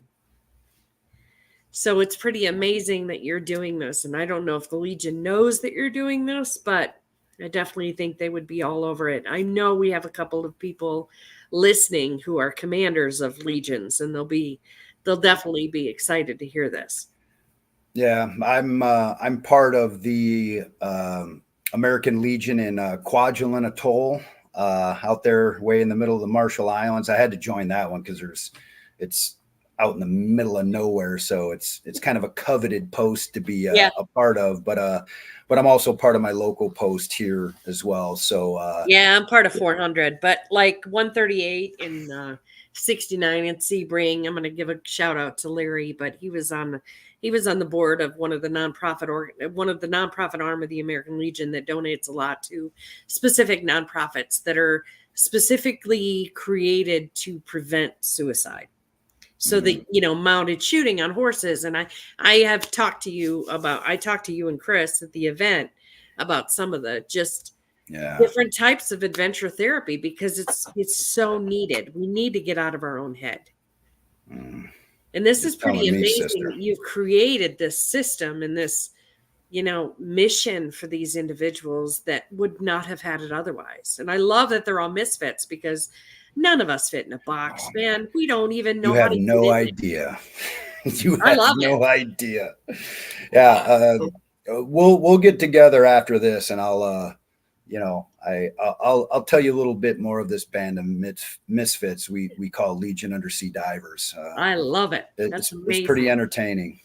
So tell us specifically what your company's about. So because Dorothy is a media lady, and she's gonna put the movie in the show notes, because she does all this cool, crazy technological. Look, my Zoom is my phone number. I don't know how to do this stuff. She is amazing. I'm just a co-host, right? So like Legion Undersea, what do you do so that she can highlight your company? Because we know you're not going to do it. Well, like I said, we are a commercial dive company that specializes mostly in salvage operations, but we do everything else that a normal commercial diving company does. We do inspections. We're getting into ships husbandry, fixing ships in the water so they don't have to dry dock. We do a lot awesome. Yeah, very, very rewarding. That was a pretty cool part of my military career. I really enjoyed fixing ships, and we're starting to get back into that now, which is awesome. And we do a lot of test and development for the Office of Naval Research. So we're testing out the gear that the guys that are still in uniform, guys and girls that are still in uniform, the equipment that they may be wearing in the future. We're the ones freezing our butts off, in Lake Tahoe and lakes in Kentucky to prove that these things work or they don't. And, we pretty much do anything that's asked, underwater. But our real bread and butter, though, is the POW recovery. That's the main thing that is blocked off. Like everybody knows, with Legion, you are not going to get us between the months of August and September every year, because we are either going to be in the Pacific or the Atlantic or the European theaters, bringing home Americans. And I will say I have a pretty proud statistic on every mission that Legion has been out on, and we're going to be going on our 5th mission this year. Mm-hmm. We have recovered Americans on every single mission that we have been a part of. So we've got a 1,000 batting average right now, and I'm gonna ride that high as long as I can, because I know it's gonna come to an end soon. And what's remarkable about all of this, and this is how I know God has a hand in some of this, because well, in all of it, because some of the archaeologists that we talk to, they ask us, they're like, what in the world are you guys doing? And we're like, what you told me to, drill sergeant, right? You know, we're just doing our job. They're like, no. You guys have recovered remains on every single mission you have been on. Do you know how rare that is? Right. Like if we go on 5 missions, we might get 1 that we recover remains on. And I mean, I don't know. I don't have an answer for that, except for, listen, we're down there doing what was asked of us. And, you know, there's been times where it's come pretty darn close for some people. And, you know, some people, I mean, me, not making it back, you know, from some of these missions underwater. And God has had a hand in this, because that's the only way, because I am a man of faith. I wasn't for a very long time, like a lot of veterans, but I am now. And I pray every day, every single day, for wisdom and opportunity to bring these men home. And God has blessed me with that every single time I've went out the door. So you can say what you want. You could say it's luck. You can say it's the universe. You can say whatever you want about it. And I'll respect whatever you say. Right. As long as what you're saying is continuing to help bring Americans home. I'm on your team no matter what you want to say about it. But I know for a fact that I shouldn't be here right now. I simply shouldn't. From the time that things that I've done in the military and in the things that I've done in the civilian world, there's been many times that I shouldn't be here talking to you guys right now. And that's no different than any other veteran. We call that the grace of God. Well, that's what I call it too. Same for me. I've been in situations there's no way I should have survived. And it's got to be the grace of God. That's the only way to rationalize it or make it make sense. Well, you never really believe in God until you really need him. And then you find a lot of people who have never opened the book in their lives, or have never said a prayer in their lives. But when it comes down to that moment, you know their heads lifted up high, and they're asking someone for some help. Yeah. Either way is okay. Like you said, you know, whatever you believe, you just know your experience. Absolutely. And that's what matters. Absolutely. So we're going to ask you some sideways stuff now. Are you ready? Yeah. He cocked his head. I love it. Dorothy? Yes. So, well, there's a couple things before I get into my usual questions that I asked. So in your recovery, do you ever do civilian recoveries? We have been asked. Some civilians have reached out to us. As a matter of fact, one of our own team members has a missing family member that we are trying to put together a mission for. But we've actually had a couple people reach out to us via our website that are civilians, that they've had family members disappear, like in auto accidents, into lakes and rivers, and they know our diving background, and they have reached out to us, and we are carefully trying to put together something that may be able to help that family, because the one thing that you'll never hear from us, unfortunately, is that we can't guarantee anything. Right. Every time we go out the door, it is or it isn't. And the last thing that we want to do is provide false hope for anyone. And that's also another big reason why the DPAA, just to touch back a little bit on the POW recovery. The funny thing about all of this is that the family members of the people we are going out to find, they never even know we're looking for them.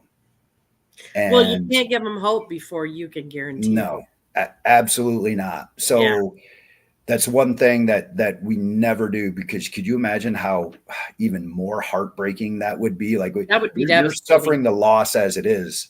Mhm. And then like having somebody be like, hey man, I think we found your grandpa. Oh, sorry. No, we were mistaken. So we never do that. But just kidding. yes, Dorothy, to answer your question, they have reached out to us, and we're in the process of seeing how we can help. Okay. First of all, I want to give a shout out to Branch 188 in Kingsville, because I grew up that my entire life, Friday nights and Saturday nights with Grandpa out at that Legion. So I'm gonna have to go see if that table exists in Canada. Yeah. So I will have to do that. And number two, as I've never told this story, and I was looking at your bio and it didn't even hit me until I'm listening to your story that holy shit. My family's had to use recovery teams twice in my family. One is when my uncle committed suicide, took off Christmas Day. Dive team went, long story short, 3 months later, they found him. Oh. So if it wasn't for the police officers in Wallaceburg, Ontario, and their dive team, we probably would have never have gotten his body back. The second time, I don't know if anybody's heard of the Pele Island crash. 20 some odd years ago. There was a bunch of hunters on there. A doctor from Chatham, Ontario, a police officer was on there, and my cousin was one of the nine or 10 men that were on that plane that crashed into Point Pelee. And it took, I don't know how, it was at least a week or two before them to recover that plane. And it's what's ironic is part of the dive team on that, I would say 15 years later, I was in a meeting for my work that I was doing, and they had Coxton's Towing out there. And the owner of Coxton's Towing was describing this crash and the recovery of this crash. And I'm listening to him. And that next thing you know, I get chills from the base of my spine down. And I just went like white. And he looked at me for some reason. And so afterwards, I went up to him and I thanked him. I said, you recovered my cousin's plane. And he goes, what? And I said, yeah. I said, my cousin was on that plane. And actually, he was one of the ones that had one of his dogs on there. And so the dog went crazy before they started up. And so he was the last one in the plane. And when he went down, he was the only one that could be recognized. Wow. Out of everybody in that plane, because he helped, grabbed his dog and things like that. So I just want to thank you for what you do, and for all the other divers out there that do what they do, because I'm sure that's not one job that I can do. They all have a purpose and a mission, and it's underwater. Like, how amazing is that? Mm-hmm. I would not know what's on Earth. I mean, I would want to go see Titanic maybe, but I think there's shipwrecks that you can see from the surface. And it's like that amazes. I'm terrified to go on one of them things, but I got to work on my dive certification too. I started it last year, and I'm gonna keep trying. I told you I'm not gonna give up, but we got people who can help you. I do. I'm very, very thankful and grateful that there are a lot of you guys that are just like, hold my hand and stand here, and it's okay. They don't push you. They're not trying to make money like you do on those little trips or whatever off the side of the cruises. And if you start to have a reaction or you get a trauma response, they'll put you on the shore and just call it a day, and you lose your money. Like Navy divers aren't like that. They will stand there with you, and they will hold your hand, and they will work through it with you. And that's just, I'm in awe. No. I think it's amazing. So one of the sideways questions, John. So, what is one thing that no one knows about you? Or that most people would not know about brow. Nobody knows. He doesn't share. So this is going to be interesting.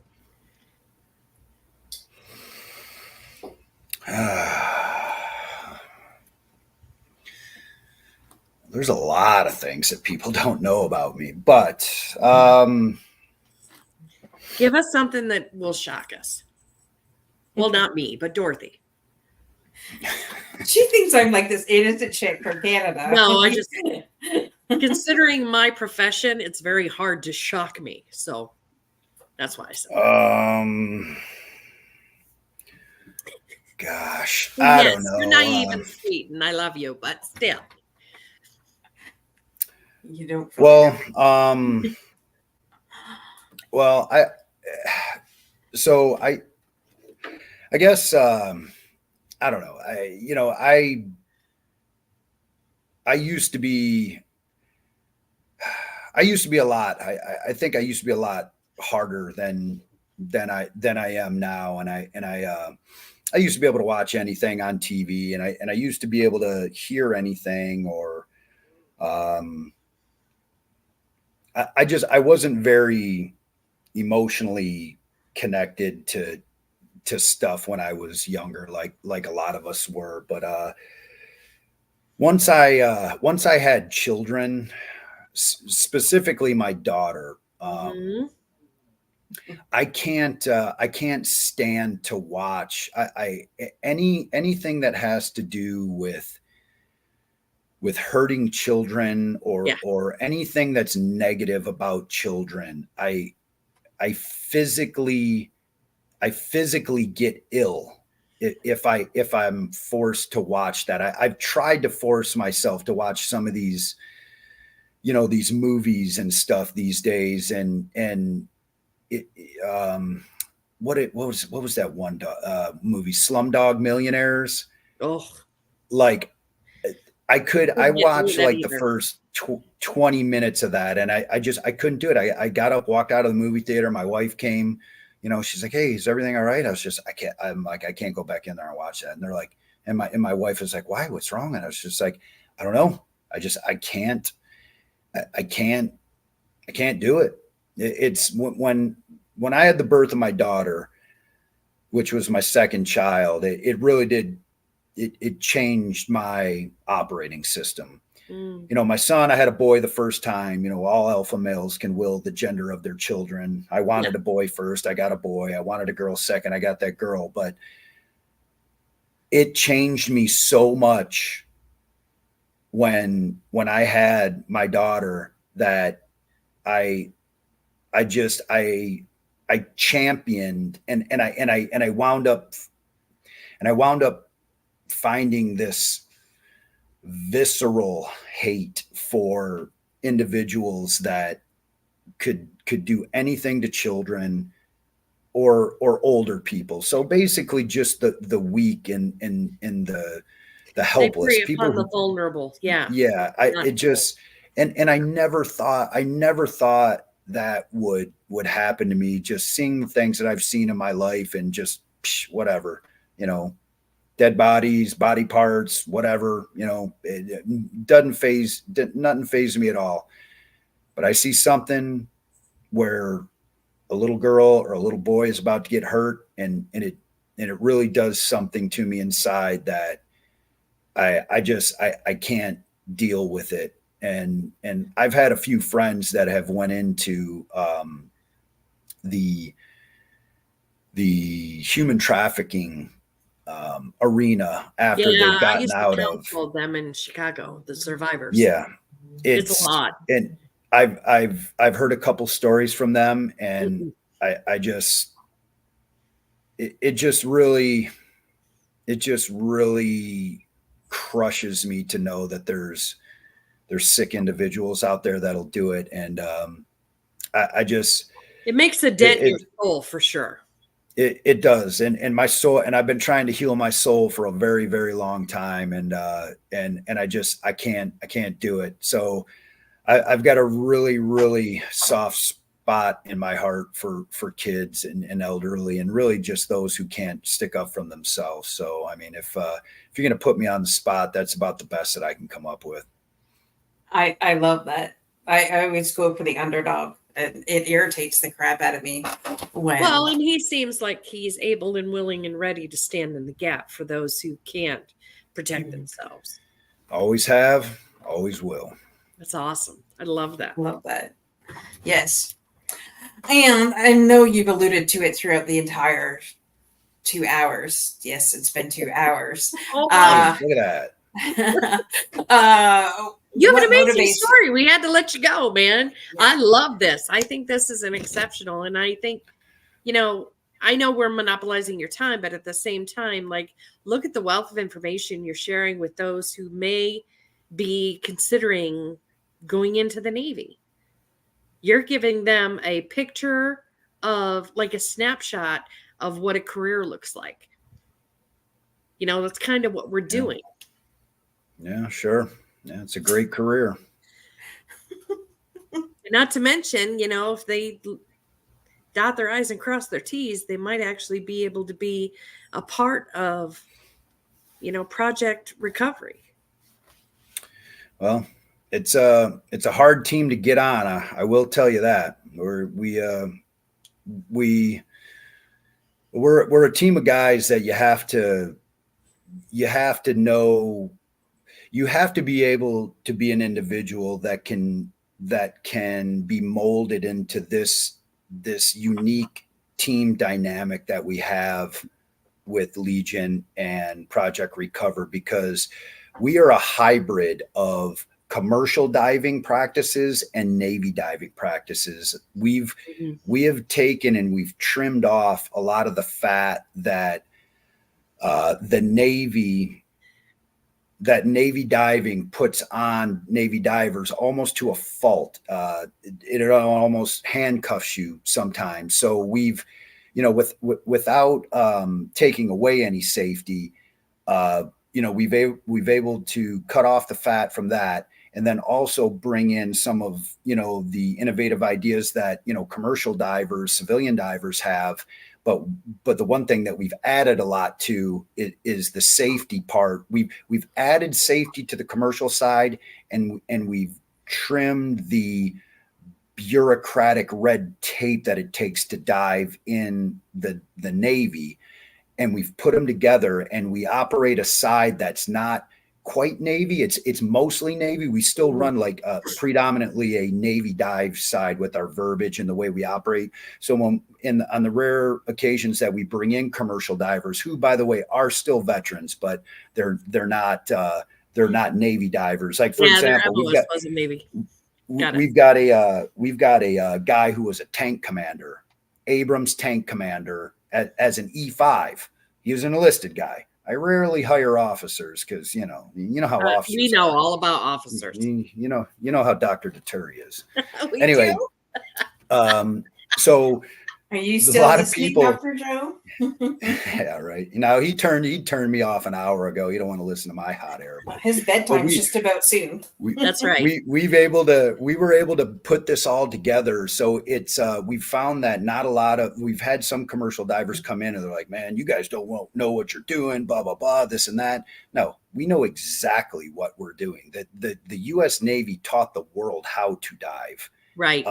Including the commercial divers and stuff. But the reason why I say that is you have to be a very flexible, malleable human being to be able to adjust to the way that we do things. Right. And we do that on purpose so that we're looking for these people that can adjust, can change, can adapt to a different environment of total professionalism, very high speed, but it may not be exactly the way you did it. And the quickest way to get the axe at Legion is to say, oh, that's not how we did it in commercial diving, or that's not the way we did it here. Well, that's the way we do it here. and send them swimming off the boat. So Well, we've done a because you lot of have to that. move like the water, right? Like just be Yes. as flowing as the water and kind of adapt. And you guys have this shorthand underwater that's pretty amazing. It's like Navy diver sign language. It's Well, amazing. It is no, amazing. I've seen that in action. I was just like in awe.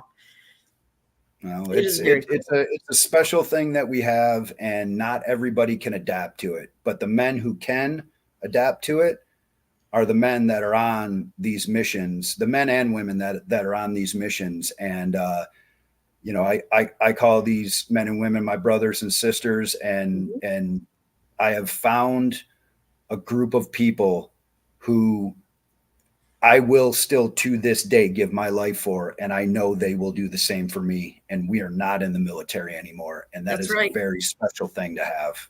Yep, it sure is. Because it's interesting. There are a handful of veterans that are like, oh, I'm done with all that. I don't need it anymore. But then there's some of us who just continue to serve no matter what.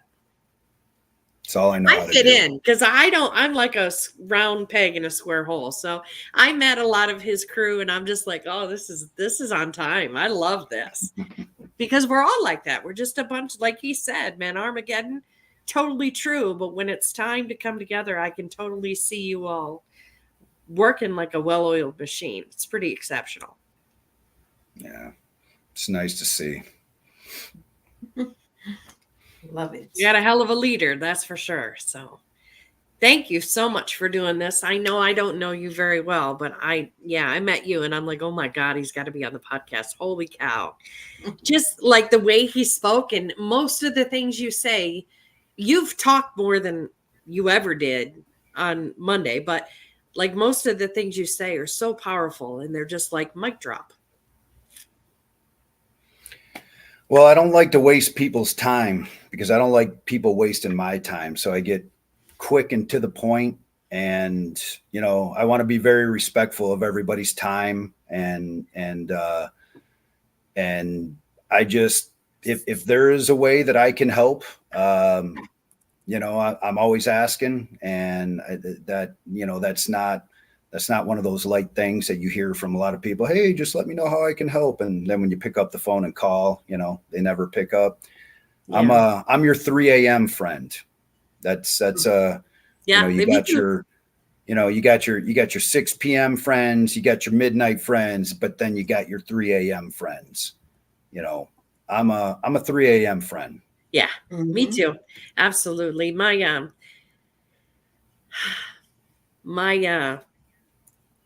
ex-stepsister lost her husband in a lake in Michigan, and it took them a very long time to find him.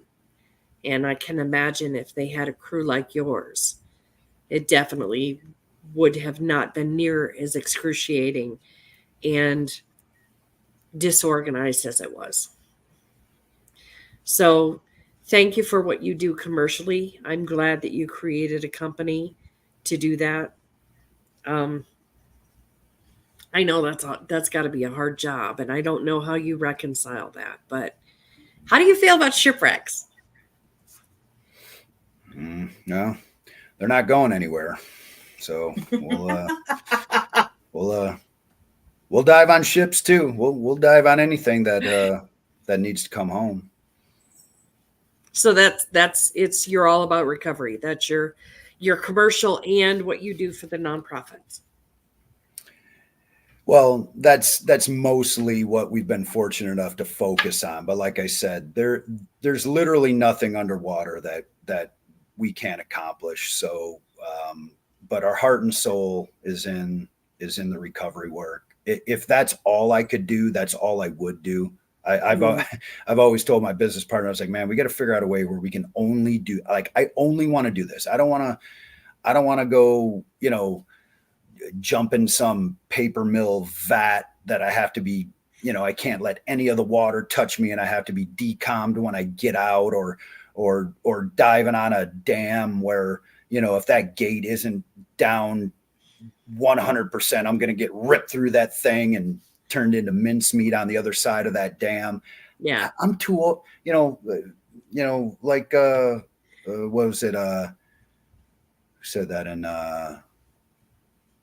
what was it? Lethal Weapon. Is man, I'm too old for this shit. Yes, You know, absolutely. Danny One of my Glover. favorite That is- movies. Sorry, Danny Well, Glover. so I old do for have this. one last question, and then Dorothy can ask anything she needs to ask. But the last question I have is you talked about Little Creek and Fort Story, and I spent a lot of time in Virginia Beach. And right Yeah. before I left, and I came back down here in February, somebody drove off the pier, and they could not get him because of the conditions. Is that a thing for you? Well, there are conditions that are too dangerous sometimes. It's rare, but normally it has to do with current. This is Virginia Beach here, though. I mean, come on. Oh yeah, okay. Well, to be honest with you, I don't know. I don't know of any of the conditions that would prevent anybody from going in there to recover a vehicle or anything like that out there. It's in the ocean.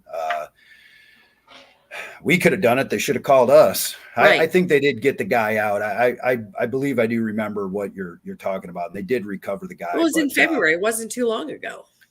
Yeah. There really isn't too many limitations that we can't go down. I mean, we don't need light. Like, it's too dark, we can't see. We don't need light to do our work underwater. Most of the stuff we do underwater is with our hands. We shut our eyes and we go to work, because there's times where you can have your light on in your hat. The water's just so murky, so dirty, you can't see 2 inches in front of your face. So you just shut the light off, you shut your eyes, and you go to work.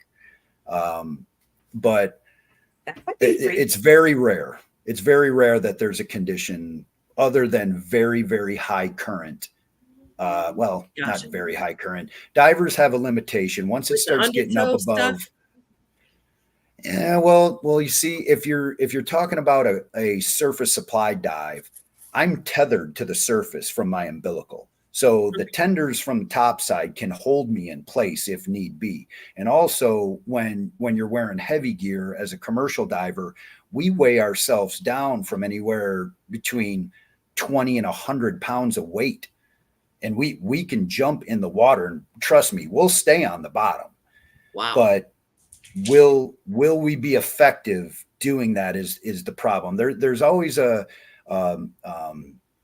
risk assessment that is done before every dive, because no matter what, if we are going to recover a deceased person or a piece of equipment, really what we're trying to do is prevent any further loss of life, and especially one of our divers.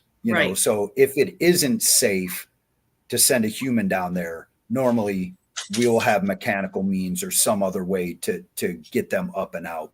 But it's rare other than high current or just it, and this is very rare as well. But sometimes there's sea life down there. Sometimes there's, there are very aggressive, sea life down there, but it's very rare. It's very rare. All right, last question. Recreationally, where's your favorite place to dive?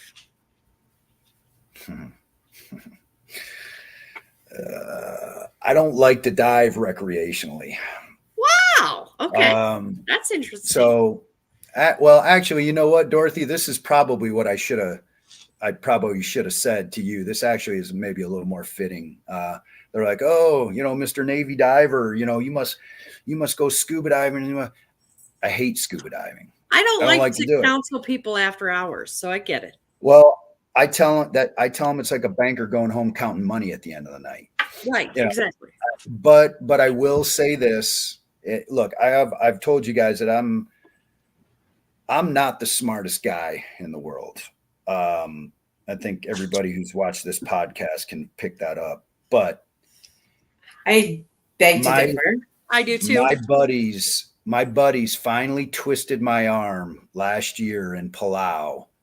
They're like, Sack, come on, dude. So to answer your question, it's going to be Palau, because Palau is like one of the top 3, recreational dive spots on Earth.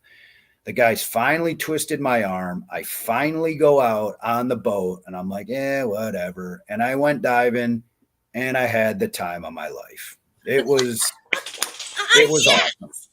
It was awesome. I'm not going to lie.